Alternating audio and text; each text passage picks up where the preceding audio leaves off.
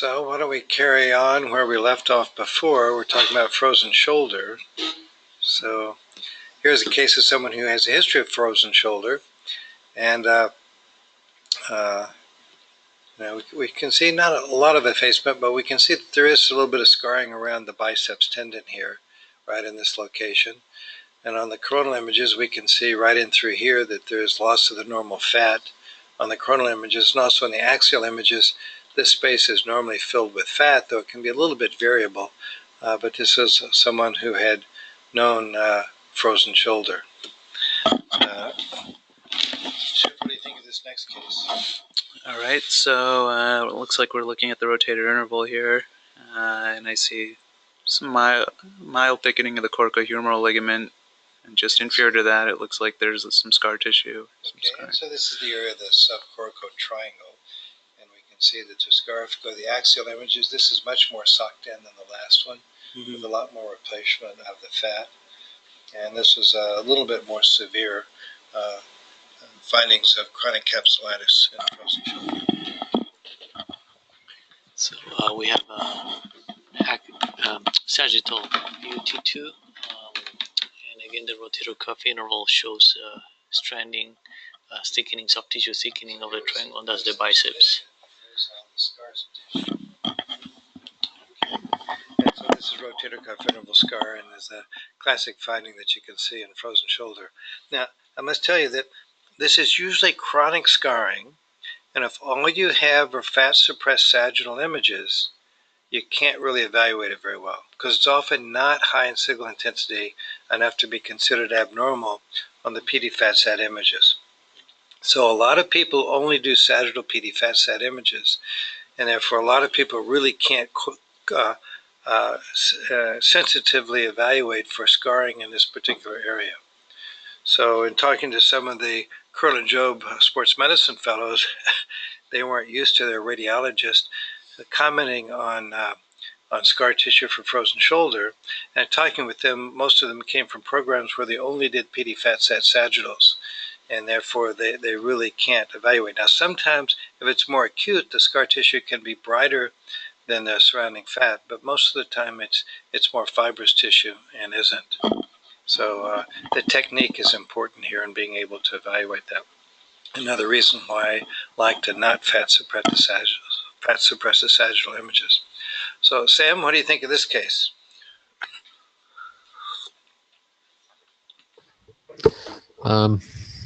Pain, external rotation. Okay, I mean there's severe effacement of the rotator interval fat. Okay, so here we can see really complete loss of the fat in this particular case. And what do you think about the axial images? Yeah, again, it looks like just deep to the coracoid there's effacement of the fat. So this is typical chronic capsulitis, and then in retrospect she had the classic symptoms of frozen shoulder in this case. Okay, Thomas, what do you think of this case? So an arthrogram, and this is injection to the. Okay, so it's an injection. Here's the CT scan. So this was a CT arthrogram. And here's the MR in this patient. What do you think of this case? So there's almost no space at the axillary pouch. Good. By thickening of the inferior glenohumeral ligament. Yeah. So there's no thickening. So what does that make you think about? Adhesive capsulitis. Yeah. So actually it's a small capsule. There's very little pooling inferiorly. Here's the CT scan showing that the labrum was in pretty good shape. Here's the MR scan. And what we see down here, there's not much space down here. There's not much fluid collecting down here, even though this is an arthrogram. And we see a lot of thickening and edema within the inferior capsule, right in this particular region. And if we go to the axial images, notice how thickened the capsule is here anteriorly with edema in it. And then we can see on the axial images a further obliteration of the fat there. And if we go down, very much thickened anterior capsule. And this is someone who had adhesive capsulitis. Oh, it's Cruz. Yes. It looks like there was some contracts collecting on the arthrogram, on the radiographs. Yeah, it's like ballooning there. What is that? I don't see that on the I don't know. cross section. Well, what are you talking about? It's like an oval Here? collection of, no, not that. It's Here? over, I guess, where I would expect to see the subcoracoid or supraspinous. This is the syringe. That's one. Oh, it's a syringe. Okay. Yeah, I see the needle, but okay. Oh, there's like a syringe in there. Yeah, and this is the plunger here. This is the plastic plunger. Oh, great. Gotcha. Thank you. Yeah. Okay. Let's see here. Sorry. 21-year-old female pro tennis player ruled out impingement or labral tear. We have 3 coronal views, and we have significant thickening of the inferior glenohumeral ligament, inferior capsule. So that looks very thick. It looks very thick, yeah. Not a lot of increased signal intensity within it, so this really looks more like chronic thickening, fibrous thickening of the capsule. What do you think of these images? So, I'm sorry to interrupt. I have a patient to do an injection for, okay? I'll be back as soon as I... Okay. Sorry about that. Thank you. Again, on the axial, we see thickening of the anterior capsule. Okay. The same thing on the sagittal. And I don't see that much effacement of the rotator interval fat. I think that area is okay. Well, here's the biceps, and this is all scarring in through here. Oh, it's okay. Right. This is more of a chronic kind of scar. Okay. It's more fibrous tissue. And then this is, again, chronic capsulitis. It's the causing her symptoms. The line on the top is the glenohumeral ligament, Right, right. And this is the biceps, and then this is all scar tissue in here. So they usually get thickening of the posterior capsule, right? You typically get thickening all around the capsule, but it's not always. It's usually not uniform. And we look primarily in the inferior capsule because that's the easiest for us to evaluate. Right. Okay, so it looks like... John, it seems to me that when you're able to see the capsule in these individuals, usually you don't see the capsule very well, if at all, in the normal shoulder, but in capsulitis you do. So that, I think, in terms of diagnosis, if you see the capsule thicken, you can pretty much say that that's capsulitis. Okay. Am I right? I think so. Yeah. Yeah. Anteriorly, often the capsule's up against the middle glenohumeral ligament, so it may be difficult to separate the two out. Posteriorly, we can usually pretty well. But most of the data that's been published really looks at the rotator cuff interval in the inferior capsule. But I agree with you, John. The capsule should be a very thin black line, uniform black line. As opposed to this case, it looks like the anterior band is pretty thick. The posterior band is thick too, I would say. So there we're seeing really thickened capsule here. And this is a person who had long-standing frozen shoulder beyond 2 years. And that's far thicker than normal, but even in a normal shoulder, that's awfully thin, like a balloon tissue. Yep. Do they tend to the cases that resolve is the capsular, the capsule goes to normal thickness in the MRI, or does it stay thickened when they resolve? I haven't done very many longitudinal studies correlating with the resolution, so I don't know. My guess is that once it's fibrous thickening like this, you're not going to ever get a normal looking capsule. You don't get normal motion back either, so you'll get maybe 5 to 10%. You'll get 5 to 10. I'm sorry. You get 5 to 10% of motion that will never come back. Yeah. Thank you. Here we have two axial images, and there's looks like capsular thickening of the anterior capsule. It looks a little nodular. It's hypointense, looks chronic. Wonder if that's calcification or ossification. Very thickened. Thickened posteriorly as well here. Posteriorly. And then this is another issue with the chronic frozen shoulder. Okay, Thomas, what do you think of this case? 59-year-old female, evaluate for adhesive capsulitis. So the rotator interval, there's effacement of the fat, and on a fluid-sensitive sequence, Now, it's hyperintense, I guess. yeah, well, and a lot of the others we saw on the fluid-sensitive sequences, it was dark. Here is one where it's more of an acute scar. Well, actually, they put a, I'm sorry. In this particular case, this is where they put the needle in for the arthrogram. And Okay. so what I would like to point out here is that if you do arthrography, all bets are off in the subcoracoid or the coracoid triangle. That's another reason why I don't like arthrography, but sometimes arthrography is helpful. If you inject dense contrast in here, then the T2 weighted images are going to be dark if it's often with contrast, and it may be bright on the PD FATSAT images. So this was on 3/21/2013. Here was a prior study on this particular patient where they also did an arthrogram, but in this particular case we don't see the low signal. But in this particular case, what we found out was when they injected the contrast, this was a hyperintense contrast injection. This was the same patient when they injected properly diluted contrast, and so this was a false positive because the contrast was too concentrated, and they injected it right into that rotator cuff interval, and it was a low signal intensity because the contrast was hyperdense.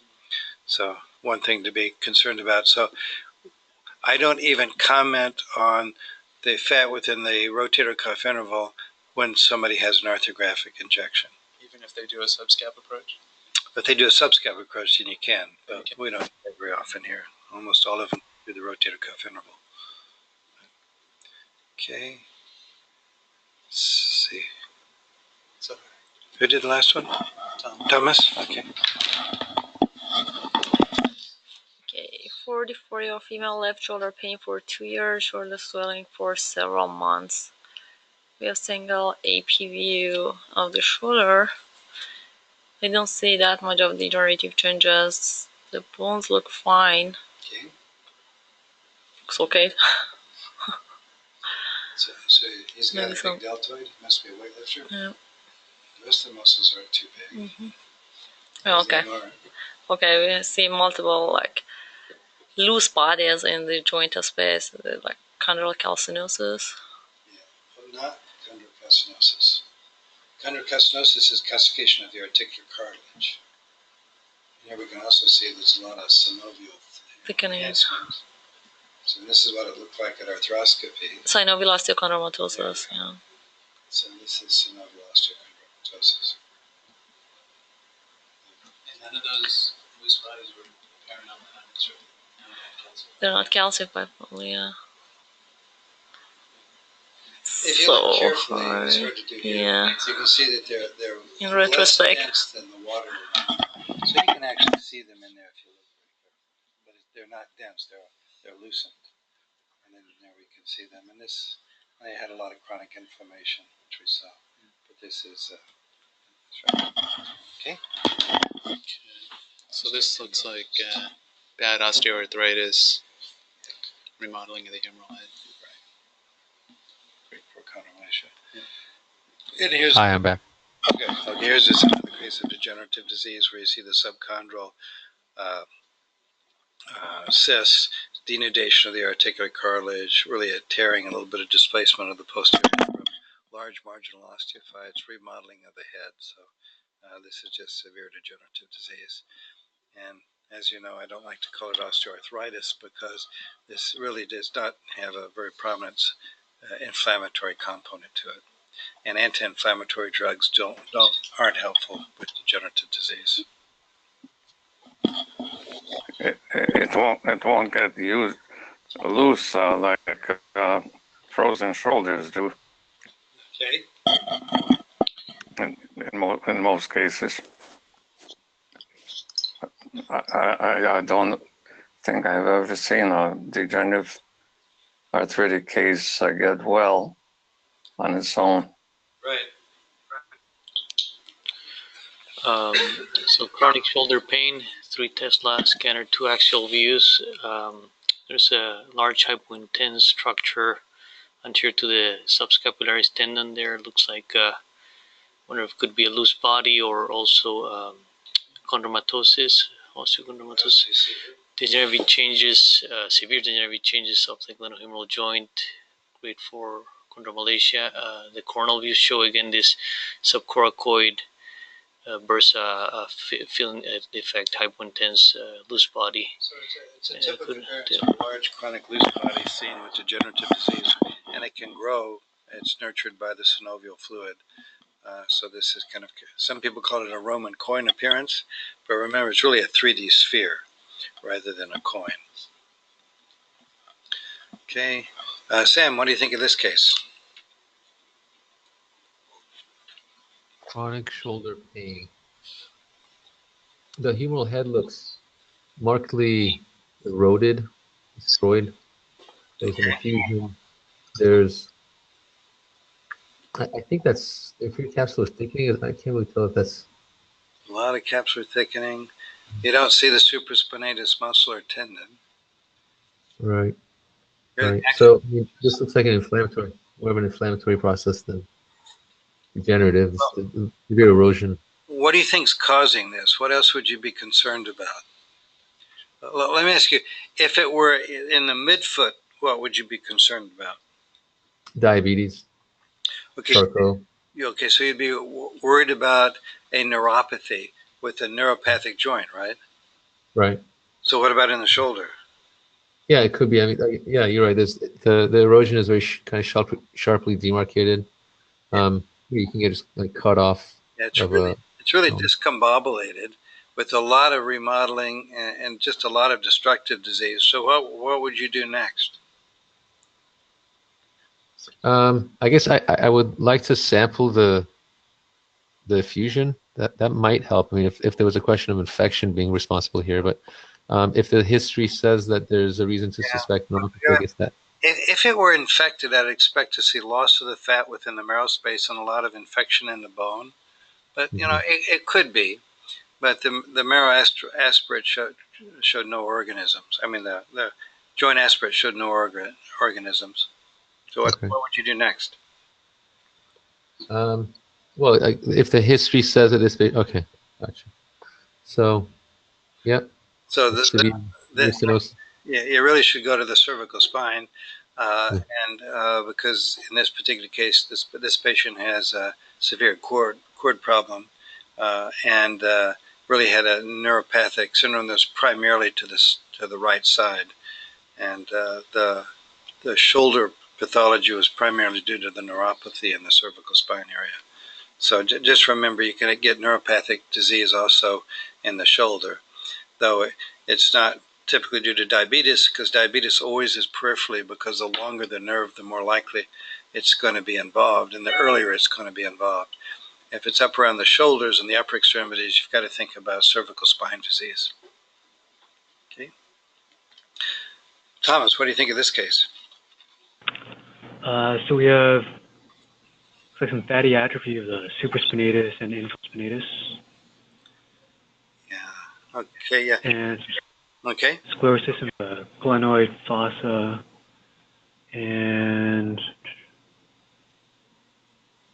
not seeing much else. So what are you concerned with? This patient had shoulder pain. Right. So with that distribution, look for something compressing the suprascapular nerve. Okay. So let's just say if we go here, we can see that there's a lot of this T2-weighted image. So this is mostly edema. There may be some fat in it, but it's mostly edema and the infraspinatus. Here's in the supraspinatus, but it turns out there was nothing in either the suprascapular or spinal glenoid notches. So what do you think about next? Probably a lesion more proximally, either at the higher up in the shoulder, maybe towards the brachial plexus, maybe, or spinal cord, maybe. Okay, we didn't do that, but that would be normal.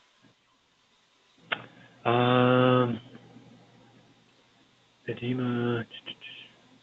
This is a fairly common syndrome, so it's one you need to know. Oh, there's a name for it. Parsons. Yeah. So this was Parsons-Turner syndrome. It's most people say it's idiopathic. People believe it may be some form of a neuropathy, but we just don't know the reason for it. It could be trauma-induced, either neuropathy or injury to the muscles, though typically these patients don't have a history of trauma that would explain that. The nice thing about this, it tends to be self-limited, and it tends to resolve in 3 to 4 months. So, but these people can have severe pain that's worsened with any sort of exercise. So it's just something to keep in the back of your mind. If you do musculoskeletal imaging on the shoulders, you will see this. With these muscle conditions, I usually think of virus. Certainly could be a virus. That's right. Or viral condition of some kind. Mm-hmm. Okay.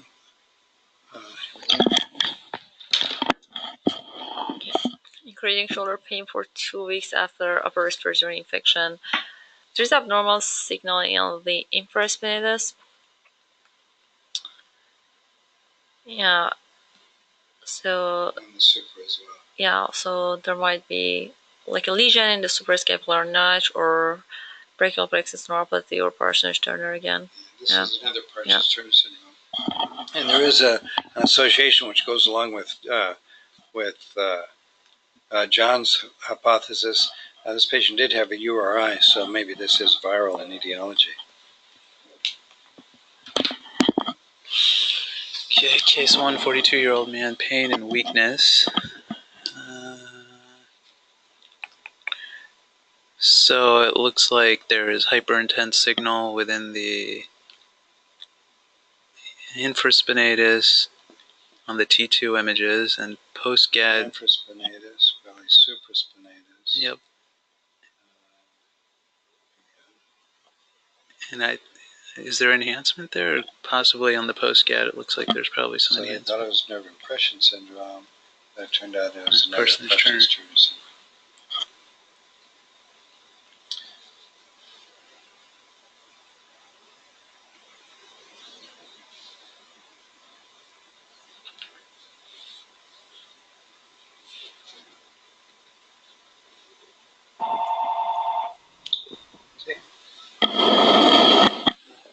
Do they always recover, these patients?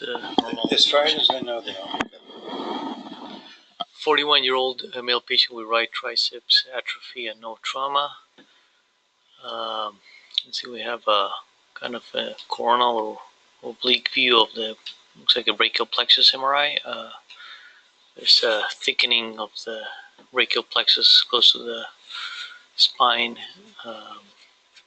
So I'm thinking of some, I don't know if it could be a tumor or inflammation, multiple nerves. What kind of tumor? I don't know if neurofibromatosis, the plexiform type, can have that appearance, or inflammation. This is very long. I think it's inflammatory, probably, or injury. Some kind of injury. It's hyperintense. Injury, if you certainly, if you have, especially motorcycle accidents, you can avulse the nerves. I think I have some examples of that in a minute. And then you can see bulbous thickening of the proximal nerve and fluid. Often, especially if it's in acute phase, CSF coming out in the area where the nerve has been avulsed. I don't really kind of see that here. This is kind of diffuse thickening of the nerves, and this is also is considered brachial neuritis. And this was also thought to be either viral or some sort of an immune-related response, just focally here. And these are usually self-limited. Is that bilateral or it's a vein on the left side? It's just on the right. On the right. Okay. Sam, what do you think of this case?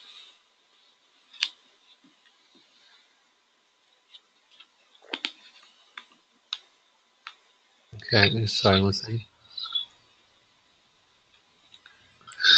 I think there's more. Some. Okay. Is there edema deep to the latissimus edema? I guess. Were you talking about this? Yeah. Okay, let's look at some more images. This patient also had a winged scapula, which meant that the scapula was dysfunction. Okay. So, serratus anterior.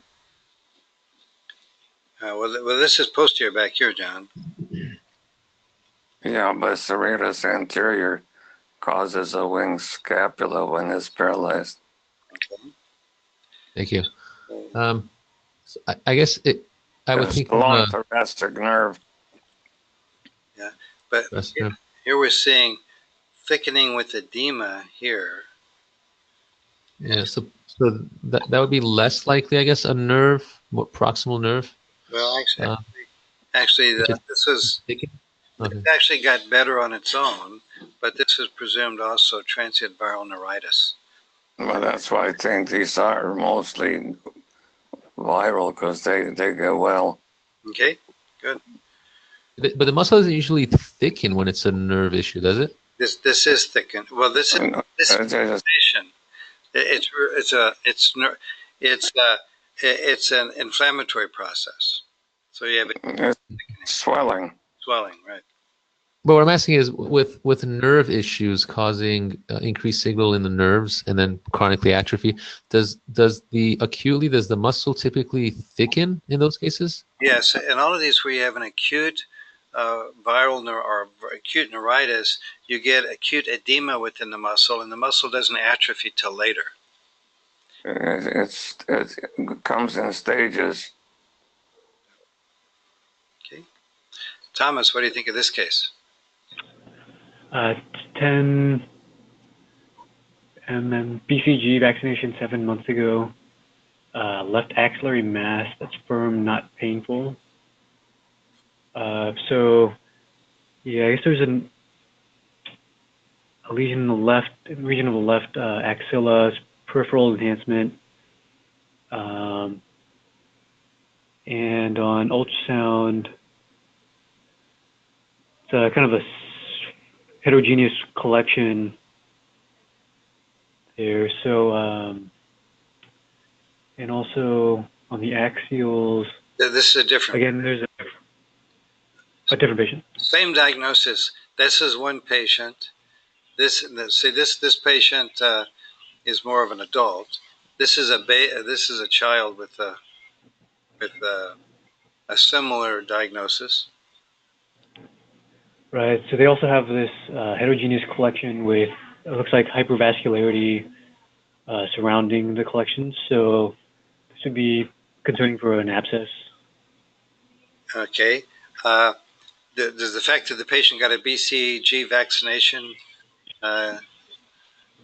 make you think about anything else? If you tap this, it would be sterile. There's no bacteria in this. So.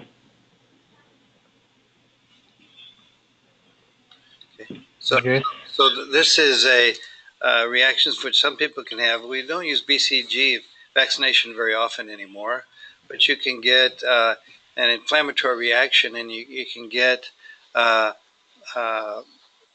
really cysts and inflammatory disease in the local lymph nodes, producing large lymph nodes which can actually can become cystic in appearance. And this is just all the body reacting to the BCG vaccine.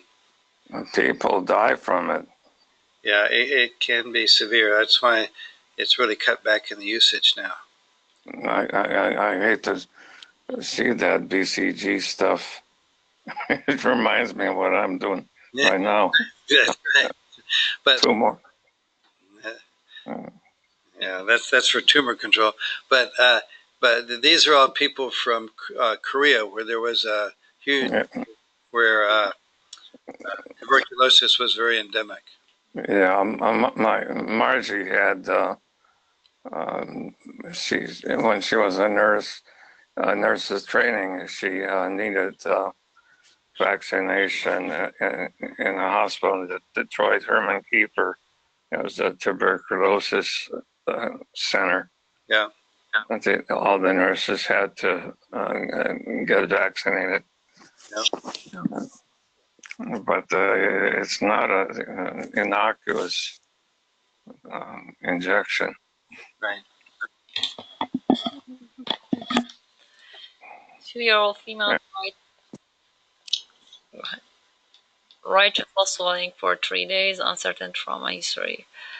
So we have ultrasound and we see kind of like ill-defined heterogeneous lesion in the anterior chest wall. I think it's, and on the plain film I see some calcification in the region of the left axilla. Yeah.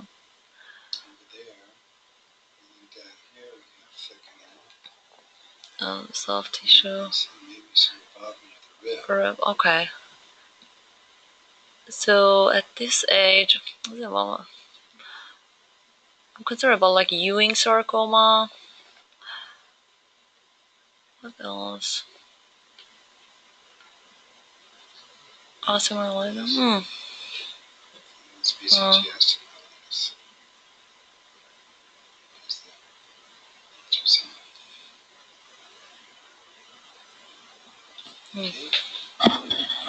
So that's not considered infectious. That's just No, it's the inflammatory process. It's inflammatory. Yeah. Okay, here we have a sagittal and coronal image of the shoulder. Looks like the teres minor is atrophic. It's hyperintense. And so, yeah, as we all know, you have to look in the quadrilateral space. These are just the nerves that come down. I think we remember that. Here's the nerve that goes to the teres minor going through the quadrilateral space. I have two axial views, PD fat set, and there's a cystic structure posterior to the spinal glenoid, in the spinal glenoid space. Looks like, I don't know if that's the... What is the cystic structure? Well, there's a labral tear, so it looks like it's a paralabral cyst, a posterior labral tear, some cystic changes to the glenoid, and I think there's atrophy of the, I think that's a teres minor muscle, or is that an infraspinatus there? So for the sagittal image, we can see this is the infraspinatus. Atrophy of the infraspinatus. Here. Okay. And we've already talked about the nerve entrapments, so we don't really need to talk about that. Okay. Sam, what do you think of this case?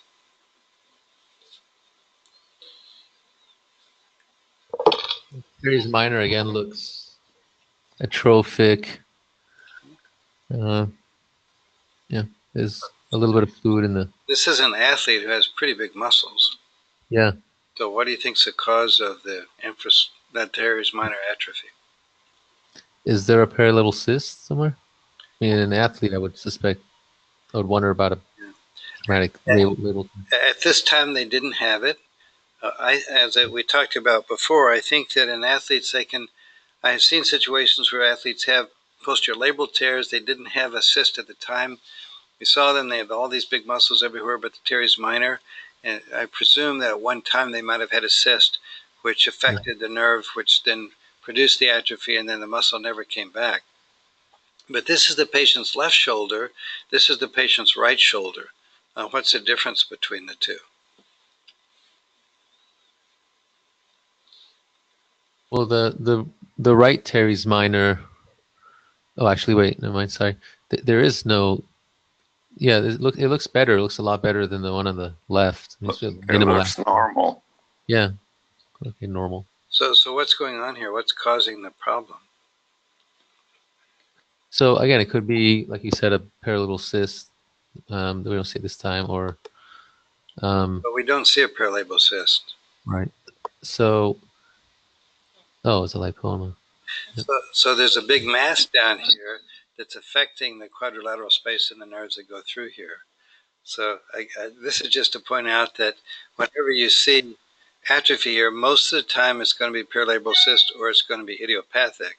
But you really have to look for some of the masses here, because sometimes if you don't look for them, they can be there and you'll just go over them. So this is just to remind you that you have to really specifically look for the course of the nerve. And this is a patient who just had a big lipoma that compressed the neurovascular bundle here and led to the atrophy. So this is the quadrilateral space syndrome. Some people call it the quadrangular space syndrome. And that big, it's just that big mass compressed the nerve here, producing stretching probably of the nerve going to the teres minor and secondary teres minor atrophy. Okay. So Thomas, what do you think of this case? 51-year-old male evaluated for a rotator cuff tear. And so on the sagittal view, it looks like the teres minor is severely atrophic. Okay, good. Fatty, we got you guys on the teres minor now. Okay. Yeah, then on the coronal, I think it just kind of confirms that fatty atrophy. Okay. So now what's it? So yeah, so then in the quadrilateral space, I don't see any mass. Here's the vascular bundle coming down through here. What's this? So is that a large spur of the humeral head? That's just a big osteophyte, and it got large enough where it actually also affected the nerve, producing quadrilateral space syndrome and atrophy of the teres minor. So it can be masses, it can be osteophytes. Most of the time, when I see this, it's either idiopathic or it's due to an inferior paralabral cyst from a paralabal tear.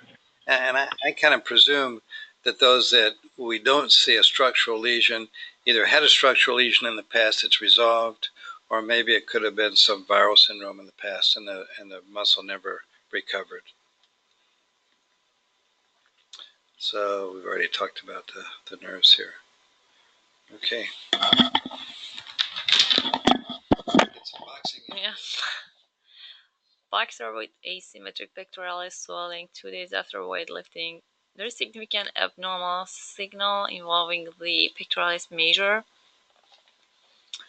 I don't see any tear.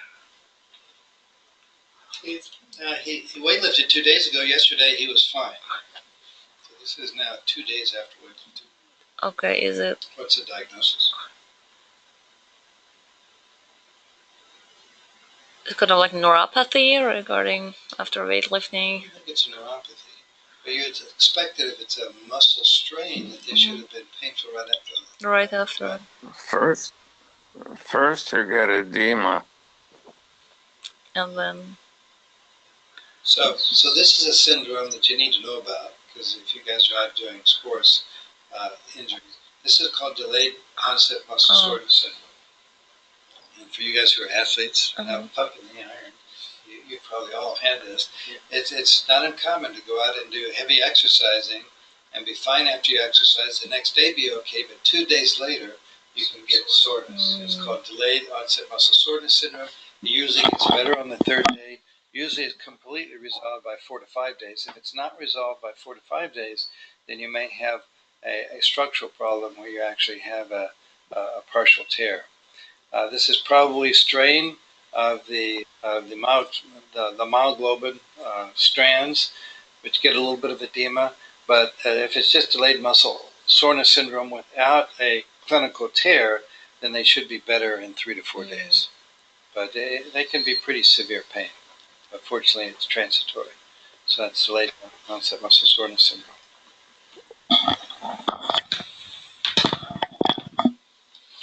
Athlete with shoulder pain.